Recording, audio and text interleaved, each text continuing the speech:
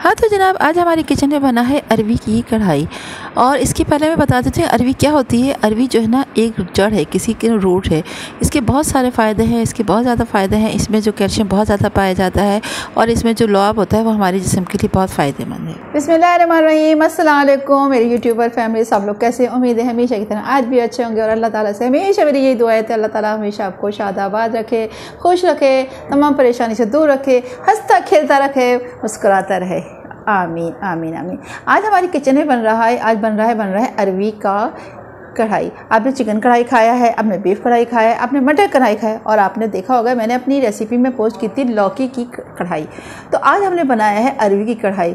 आप believe start करते हैं अरवी की मज़ेदार सी रेसिपी। अगर आपने मेरा चैनल सब्सक्राइब नहीं किया तो सब्सक्राइब कर लीजिएगा, बेल आइकन को क्लिक कर लीजिएगा ताकि आपको फ़ौरन नई अपडेट मिलती रहे। तो चलिए अभी स्टार्ट। हाँ तो जनाब, मैंने ये मेरे पास 250 ग्राम अरवी थी। वैसे तो मैं गोश्त में डालने के लिए लाई थी, लेकिन बस ये था कि गर्मी थी तो सबने कहा नहीं ऐसी, मैं कहा इससे पहले ऐसे बना लेती हूँ, इसकी कढ़ाई बना लेती हूँ। अरवी को मैंने पहले धोने के बाद इसको ड्राई कर दिया। अच्छा, ड्राई करने के बाद ये होता है कि हाथ में जो आपने अक्सर लोग कहते हैं कि अरवी छीलने से या कांटे से हाथ में बहुत ज़्यादा ख़ारिश इतनी ज़्यादा होती है कि बंदा परेशान हो जाता है। तो आप थोड़ा सा इसको ड्राई ऊपर से कर लेंगे ना तो नहीं होती। और दूसरी बात ये कि हाथ में थोड़ा सा ऑयल लगा लें या घी लगा लेते हैं, उससे भी आपकी एलर्जी या ख़ारिश किसी किस्म की नहीं होगी। तो मैंने ऐसे ही किया और मैं ऐसे ही करती हूँ। मैंने इसको छील लिया और उसके बाद इसको स्लाइस काट रही हूँ। और इसको जब छीलने के बाद भी मैंने थोड़ा सा इसमें नमक लिया था और नमक से हल्का सा इसको लगा के धो लिया। और फिर तो बिल्कुल नहीं कर, वरना तो इतनी ख़ारिश होती है, इतनी बिल्कुल फिंगर में कि परेशान हो जाते हैं बंदा। तो उसका इलाज यही है कि उसमें घी या ऑयल लगा दिया जाए तो फिर हाथ में एलर्जी नहीं होती, ख़ारिश नहीं होती। ये कट गया। उसके बाद मैंने एक पैन लिया, पैन में थोड़ा सा मीडियम साइज़ की मैंने डाली है प्याज को मैं हल्के सा ब्राउन करूँगी, सोता करूँगी, ज़्यादा डार्क नहीं करना मुझे। बहुत ही मज़ेदार बनती है। यानी अब आप देखिए सब्ज़ी को इस तरह पकाया जाता है कि आप गोश्त एक तरफ और सब्ज़ी एक तरफ। यानी गर्मी में होता है ना कि भाई गोश्त का इतना दिल नहीं चाह रहा, सब्ज़ी होनी चाहिए, तो सब्ज़ी को भी हमें इस तरह पकानी चाहिए कि वाकई में बंदा सोचे कि हाँ ये भी पकी है ना सब्ज़ी के मज़ा आ जाए। मैंने इसमें क्या किया, मैंने इसमें जो अरवी काट के रखी थी वो इसमें ऐड कर ली है। उसको मैंने हल्का सा फ्राई किया और इसमें फिर ऐड करूँगी अदरक और लहसुन का पेस्ट। नमक डाल दिया, नमक डाल के फ्राई करूँगी। मिर्ची डाली है मैंने पिसी हुई ½ टी स्पून, और इसमें कुटी हुई मिर्ची भी डालूँगी ½ टी स्पून। और थोड़ा सा बस मुझे इसको फ्राई करना है और इसको कवर कर दिया।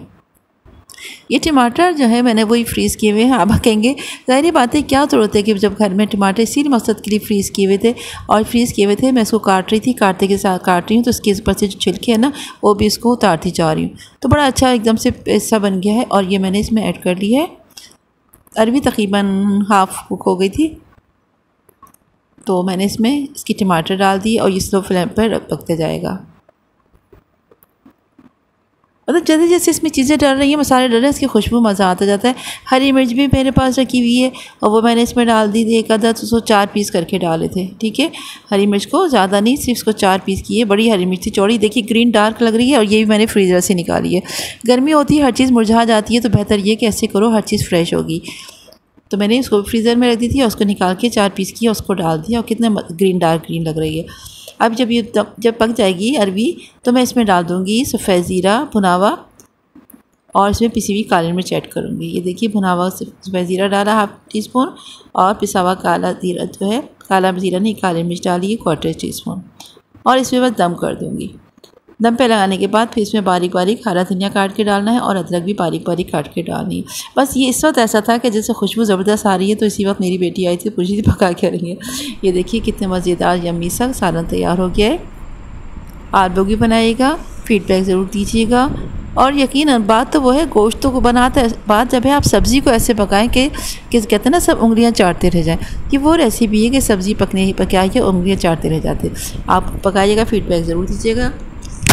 करेंगी। मैं पका रही थी तो अभी समझो जब लास्ट स्टेज पे था, दम पर आने लगा, तो मेरी बेटी अभी लेटी हुई थी, ठीक है।